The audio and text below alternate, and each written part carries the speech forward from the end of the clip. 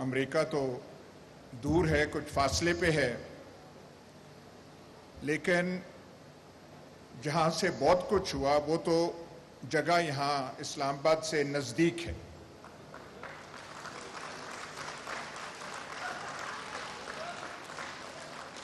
آپ بے شک یہ ڈونلڈ لو فلانا فلانا نام لیں، لیکن جو جانتے ہیں آپ کی دل بھی گواہی دیتا ہے یہاں پہ ہوا کچھ اور ہے۔ لیکن سوال یہ ہے، ڈیموکریٹک گورنمنٹ ہو یا نان ڈیموکریٹک گورنمنٹ ہو،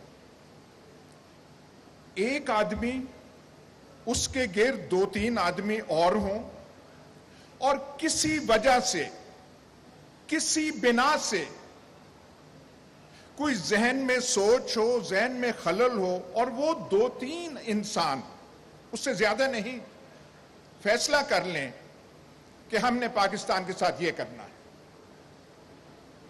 اور وہ پھر سارا کوریوگراف کریں، آرکسٹریٹ کریں۔ یہ جو جس کا آپ نام دے رہے ہیں ریجیم چینج، یہ شہباز شریف، آصف زرداری، مولانا فضل الرحمان نے نہیں کی، یہ اعلی کار ہیں، ان کو استعمال کیا گیا، یہ ولنگ پارٹنرز ہیں، ایکسیسریز ہیں، ولنگ ایکسیسریز ہیں، کرنے والے اور ہیں۔ پوچھنا یہ بنتا ہے کہ انہوں نے ایسا کیوں کیا؟ ان کے ذہن میں کیا خیال تھا؟ کون سی ان کو ایمرجنسی آ گئی کہ ہم نے کرنا ہے؟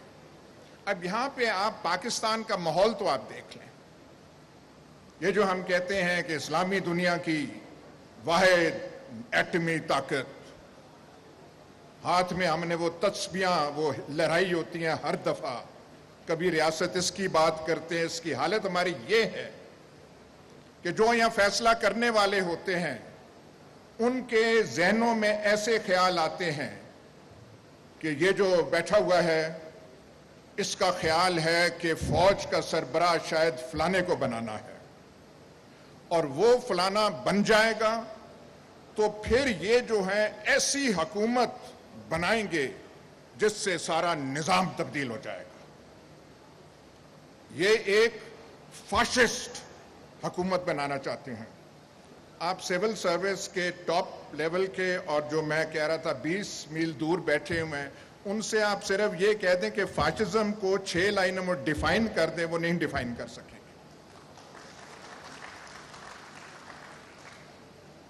اس وجہ سے آپ جو ہے یہ پورا کھلواڑ کھڑا کر دیتے ہیں۔ شہباز شریف، مولانا فضل الرحمان، آصف زرداری، یہ بعد کی چیزیں ہیں، یہ کانسیکوینسز ہیں، اور لگا کے ان کو دے دیا، ان سے نہیں ہو رہا، وہ ہم دیکھ رہے ہیں پھر پاکستان کی حالت کیا ہے۔ لیکن بیسک کاز، سسٹمک کاز وہ ہے۔ لیکن اگر یہ کاز ہے تو پھر خان صاحب سوال آپ سے بنتا ہے، یہ ایکسٹینشن کا شوق جو ہے یہ آپ کو کہاں سے پیدا ہوا؟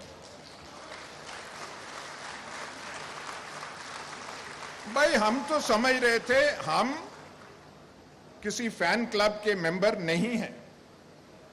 جوانی میں فین کلبز کے ممبر ہوا کرتے تھے، ان سے ہم نکل آئے ہیں، پر ہمیں بتایا گیا تھا ایسا کپتان ہے، ماجد خان کزن تھا، اس کو ایسے نکال دیا، کرکٹ ٹیم میں یہ کر دیا۔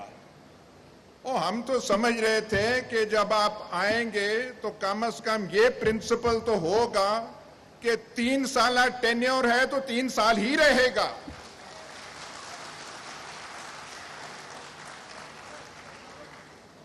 وہاں پہ باتیں ہمیں آئیں، جی کمفرٹیبل ہیں ان کے ساتھ بہت، چلیں جی کمفرٹیبل ہیں، انہوں نے کر دیا۔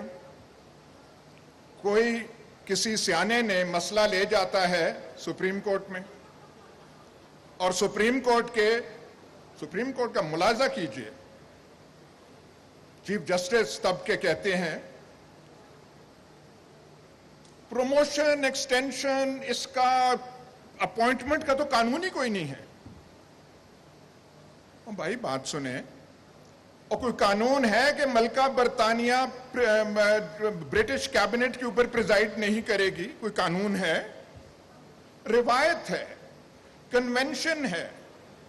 72-74 साल से यही कन्वेंशन रिवायत पाकिस्तान में चल रही थी और गवर्नमेंट को स्टैंड लेना चाहिए था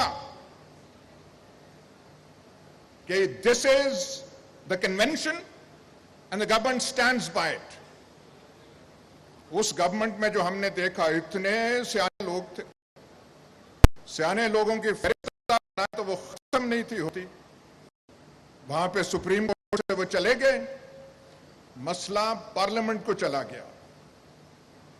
आज दुखड़े रोए जा रहे हैं, ये हो गया, वो हो गया। आपने कानून बना दिया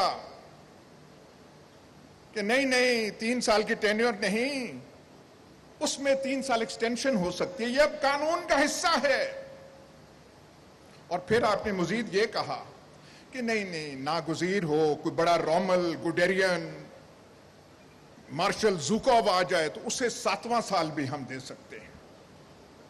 जनाब आला, आप जरूर प्राइम मिनिस्टर बने, दोबारा बने, लंबी आपकी टेन्योर हो, लेकिन यह विरसा आपने छोड़ दिया है, ये 7 साल वाला।